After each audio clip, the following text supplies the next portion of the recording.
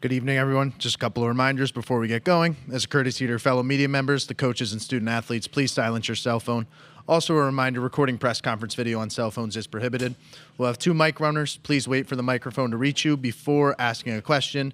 And when the microphone does reach you, please provide your name and media affiliation each time you ask a question during the press conference. If you're joining us on Zoom, please use the raise hand function for questions. We'll take your questions after taking questions from the room first, if time permits. Now joining us, members of the Oregon State Beavers, head coach Mitch Canham, and student athletes Cannon Reeder and Easton Tall. We'll begin with an opening statement from Coach and then open it up to questions for the student athletes. Yeah, a lot of uncharacteristic mistakes made early on. Kleine wasn't his sharpest coming out the gate, and even then, we had a hit batter that ended up resulting in a strikeout and a clock violation. So some things that also went in our favor, but a handful of other things not like playing clean that, led to a handful of runs. All 6 of their runs were from free bases, so it was just, not clean baseball, and they got a good guy on the bump going. I thought we had 8 or 9 really hard hit balls that the wind knocked down, but that's part of the game too. They dealt with it, so did we. But the beauty is that I trust these guys to go out and take the path that we've chosen to take all year and battle through the other side of the bracket. We'll open it up to questions for the student athletes. Easton and Cannon. First, Easton, what did you see on the home run? If you could take us through that at bat, and then what made Morrison so effective as he kept going in the game? The first at bat, hitting coach, told me to go up and see a pitch. So I was going up there anyway to see a pitch. I saw him upset because he missed a fastball up and then slider down. So I knew he was going to throw in pretty much down the middle. Then he came back with a 2-1 fastball and then basically repeated the same exact pitch, the 2-1 or 1-2, 2-1 fastball. So got a hold of it. And then he was mixing well, hitting spots. He had a lot of confidence too, but just mixing well. Yeah, I agree. I mean, he hit his spots when he needed to. Did a good job mixing, and just effective when he should be. But we'll get him next time. Aaron Fitt, D1 Baseball for both of you guys. When you see those balls just getting gobbled up in the wind, which we've seen at this park for so long, how frustrating can that be as a hitter, and how do you adjust to that? I mean, do you have to make any kind of changes with your approach to take the conditions into account? I think it definitely can be frustrating, but I mean that's just part of the game. We're playing in the same ballpark, so at the end of the day, it's not really a big deal. You just got to flush it, but we're just going to keep swinging it, keep playing our game, and you don't necessarily change your approach. We're playing in a big yard, so you want to keep the ball on the line, get true backspin, but that's just part of the game. Yeah, I mean, after my home run, I think Ivan and Gavin went back to back, and then both those balls were hammered. So, just keep putting good swings on the ball, and eventually they'll fall. Soon enough, there'll be line drives. Any more questions for the student athletes? Ken, Easton, thanks for your time. Thanks. Yep. All right.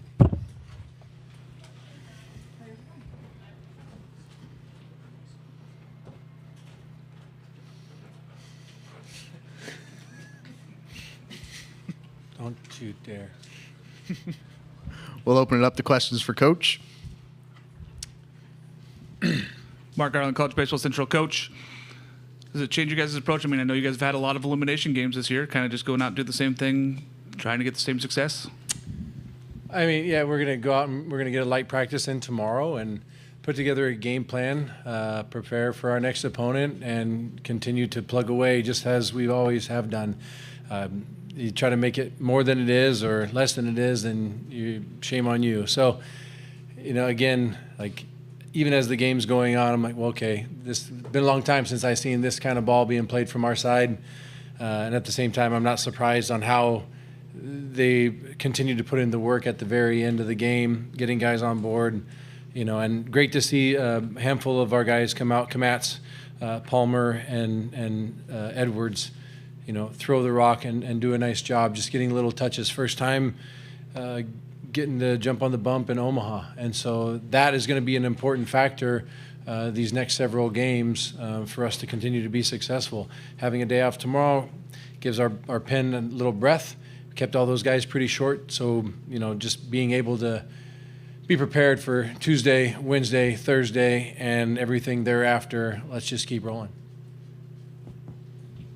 Noah Darling, College Baseball Central. Coach, you mentioned the other day studying past teams, maybe not yours necessarily, but you were on that 2006 team that came out of the losers bracket and won a national championship. So, number one, have you studied that team a little bit as you prepared for the College World Series? And secondly, what do you remember about that team that's going to help you guys persist? Did I study that team, our team in 06? I'd say I'd studied it pretty hard, lived it. And then, 2018 as well. You got wisdom from Zach Taylor, and it's baseball. If you're scared of a little bit of an obstacle in front of you, then sport isn't for you, and most of life isn't for you because it just keeps coming. So take it with grace and go out there and fight. I mean, the beauty of that team, every day we woke up and we were excited to be there with one another. Again, you quiet all the noise and you focus on the task at hand and bringing excitement to the game. Early on, in today's game, it was a little too somber at times, and I had to go down the dugout and ask a few guys, hey, typically in these moments I hear you saying this, and typically I see someone shooting water over another guy or whatever. And I go, don't change who we are based on, the score of the game or what have you. If you don't change the way you pitch based on the score of the game, you attack the strike zone if you're on the bump. And if you're, at the plate, doesn't matter the score, you're going to swing at high quality strikes and you're going to take balls. And so it doesn't change our approach, and again, waking up tomorrow morning, it's gonna stink a little bit tonight, but I'm excited for tomorrow. The fact that again we get to be around one another, and there are going to be a handful of guys that are graduated. We actually had a graduation ceremony yesterday at our lunch, so watching Chase Reynolds and Wilson Weber get their diploma was very exciting. So these are again the whole picture. You're getting to see these guys grow up in front of you, and what a great opportunity that we have to go out and fight. Tuesday, Wednesday, Thursday, if we do our job and we play together as a family, that like I know we can, we're going to play Tuesday, Wednesday, Thursday, and then jump in the championship series. And at that point, again, it's all about getting hot. So we still got air. We're still in it.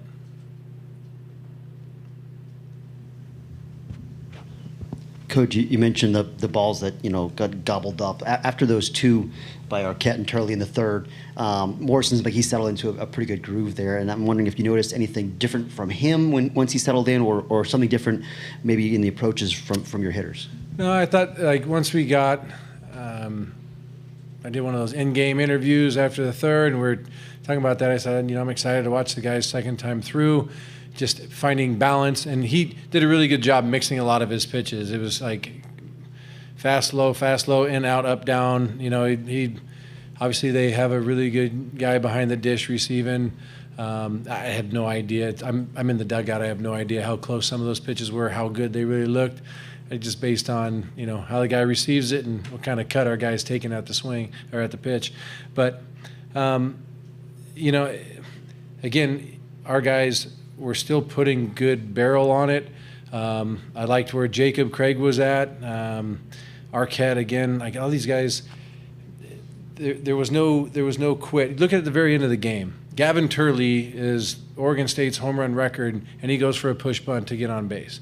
So at no point in time was anyone thinking adjust. I know Canada had said we're just going to keep going at it and swinging, but he understands if the third baseman's back, first baseman's back, and second baseman's up the middle or whatever, we're going to look for holes, and we'll use the small game if we need to. And really, it's when the wind's howling in like that, you have to lower your sights, especially with a guy who's got a little bit of jump. He's got a pretty good off-speed stuff that barrels down. You really have to work line drive down. They made some great plays. That ball that kid caught in the corner, sliding into it from Arquette, and defense, their infield played solid defense as well. I know we put a couple scares in them with the balls at the wall, but again, control what we can. And on our side, we need to force them to put more balls in play. 6 walks, we can't do that. Hit by pitch or 2, again, that ain't going to work, especially with a team that, as I talked about before the game with the guys, they're going to continue on fighting throughout the entirety of the game, just like we're going to do. And so minimizing mistakes is always important, but, I anticipate us going out and playing cleaner baseball Tuesday. Yeah.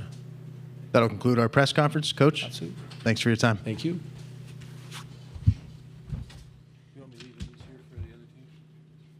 Yeah, you can take it if you want. Okay, yeah. Appreciate it, Coach. Hammond Communications will post a recording of this press conference in the NCAA Digital Media Hub at ncaa.veritone.com. Transcripts are provided by ASAP and will be posted shortly.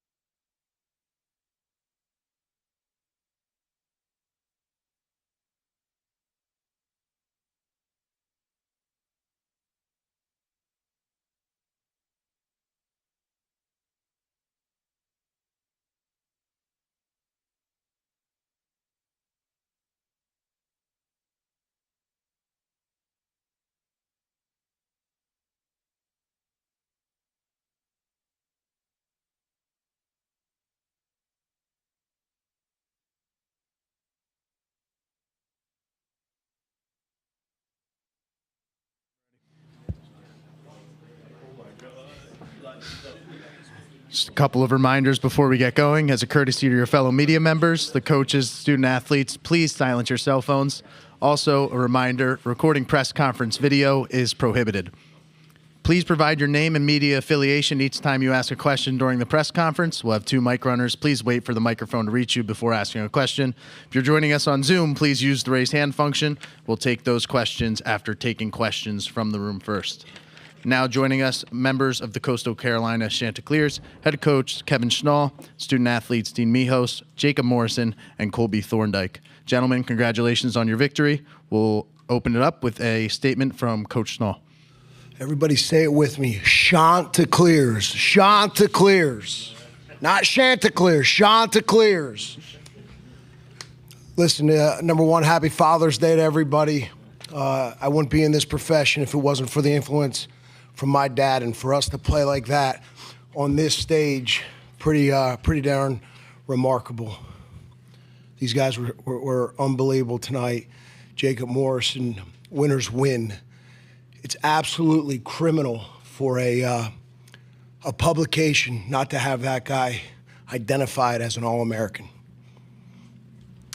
We'll open it up to questions for the student athletes. Noah Bieniek, 11.7. This question's for Jacob. You've been excellent all season long. You went out there and shoved on the biggest stage. 600 days missed of game time due to injury and rehab. Is this what you envisioned? Yeah, absolutely. I envisioned dominance. I worked really hard in the offseason. I had the best staff around me to equip me to come back from injury and be this good. And it's very fulfilling to be able to play at this high of a level. And I do not take it for granted the ability to even throw the baseball every day. I'm extremely blessed for that.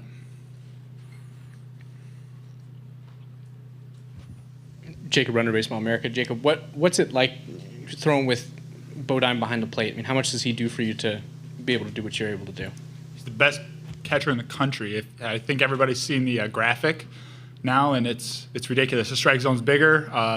He throws out every runner. I'm not a quick person to the plate, I know that, but he throws out every runner. It's very calming knowing that he's back there every time. Another one for Jacob. You You gave up the home run and even a couple more deep flies right after that. What changed from that point on? Because it was, they really did very little against you after that point. I think I just kind of settled in. I don't know if I was nervous the first time through the order, but after that, I felt really good. It was awesome to see really long fly balls be caught in right and left field. I'm going to really enjoy seeing that again. But, I just felt like I settled in and was very confident after that. Aaron Fitt, doing baseball. One more for you, Jacob. The Oregon State guys were kind of marveling at how well you mixed, speeds, locations, pitches, everything.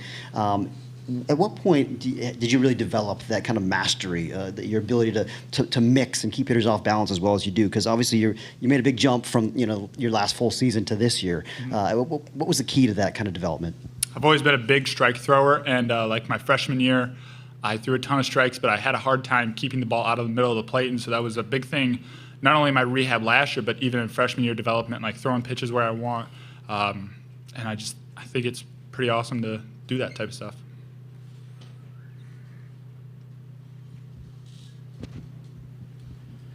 Sorry, but I have another one for Jacob. Not only Teal Nation, but you come from a state that is pretty underrepresented in Division I baseball. How does it feel knowing that, one, you've got all the Teal down the right first base sideline and another state behind you as well? Well, Flushing, Michigan is the greatest community ever. I'm extremely blessed to grow up in that environment, and I can't tell you how many people from back home have texted me about it. My tennis coach, my high school baseball coaches in here, and he was extremely fired up. It's awesome to have those type of people behind me. They're the best people in the world, and I do not take them for granted at all. Mark Garland, College Baseball Central. This one's for Colby and Dean. Going out there in this big stage, and you guys performed defensively and offensively, how do you guys kind of calm it down and just continue the streak you guys are on? It's what we do every day. We practice just as hard as we play, and just to go out on the stage, it doesn't really matter who we're playing in front of or who's in the other dugout. That's something that we do every day, and we just go out there and execute. We always preach just playing baseball the right way. That's what we're about. We play it the right way. And when you got a guy like Jacob Morrison on the mound, it's like stress-free just playing defense behind him, because you got one of the best pitchers, if not the best pitchers in the country, and it's very easy playing behind somebody like that.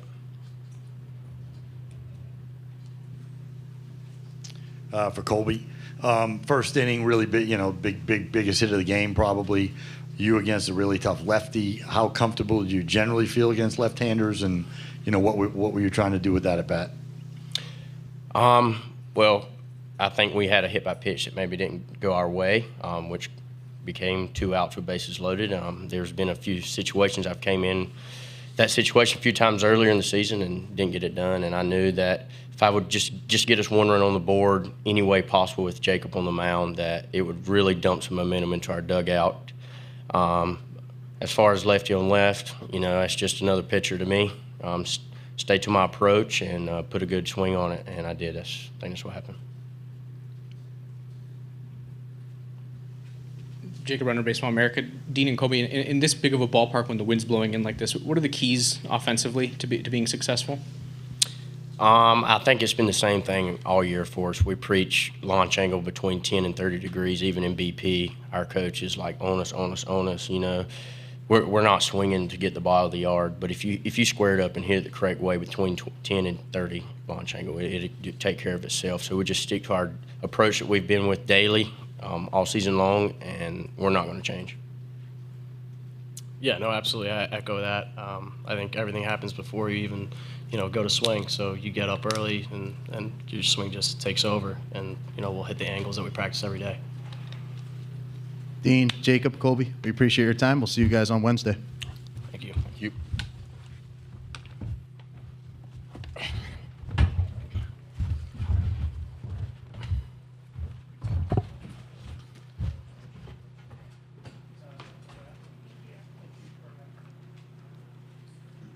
We'll now open it up to questions for Coach. Jacob Runner, Baseball America. What have you seen from Jacob in terms of his development and how far he's come to get to this point with what we saw tonight? Well, his freshman year, we could see that this guy was going to be a slam dunk Friday night starter, and unfortunately, he had the injury. What do you see from Jacob? He's mature. He's a winner. He's extremely competitive. He's hardworking. He's 6'8". He's got a great arm. I mean, he's a 3.5 plus student. Like, when you say, how do you want your son to be? Like, this is the ultimate individual. Andrew Stem, Omaha World Herald. Just how much confidence, how good did it feel with Colby getting that big hit and all of a sudden being staked to a 3-0 lead, knowing you have Morrison going tonight? Well, we capitalized on a couple mistakes, and we won a couple frees. We capitalized on a couple mistakes. As they said, a ball 4 didn't go our way with the potential hit by pitch. There's 2 games in a row now that we get a hit by pitch called against us. I don't know how many we've had. 60-plus games, maybe 1 or 2 all year, 2 now in 2 games.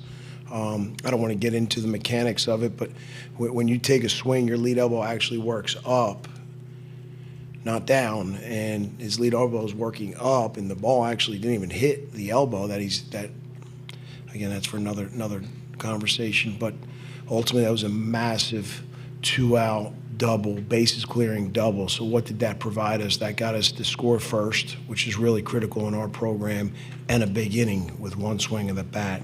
And to do that in the first, I think it gave us a lot of confidence, obviously, moving forward, and especially with Jacob Morrison on the mound. After he gives up the home run in the 3rd, he retires 16 straight.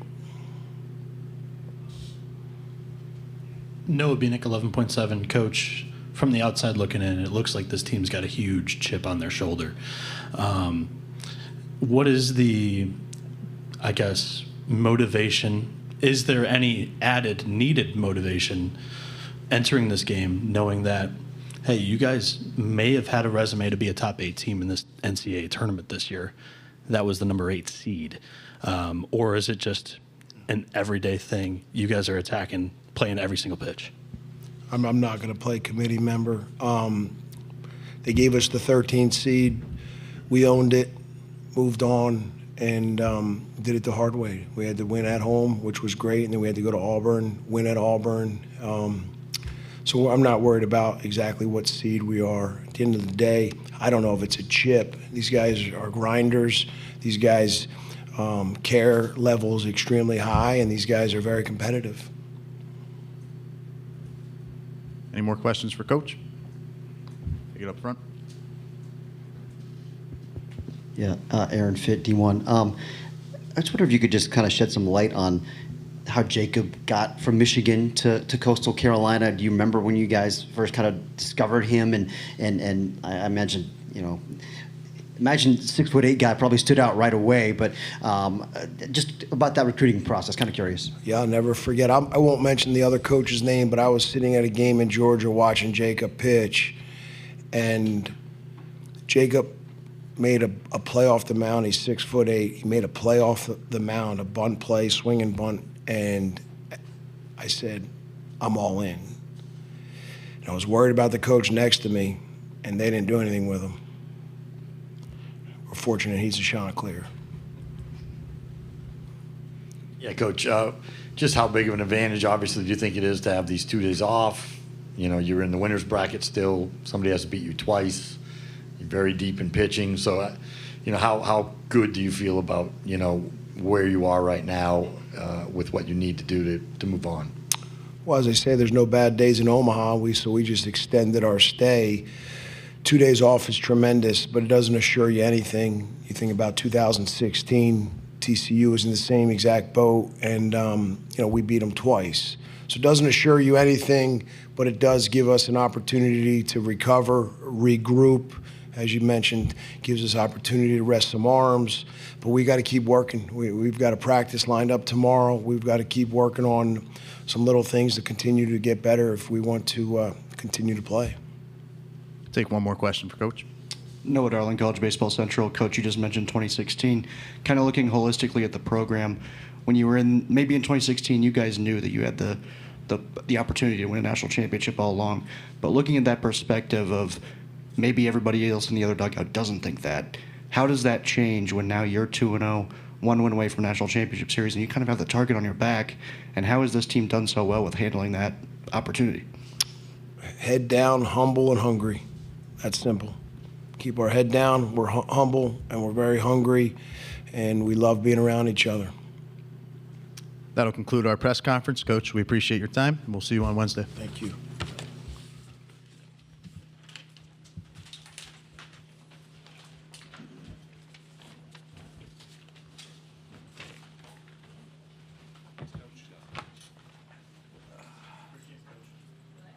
Thanks, Coach.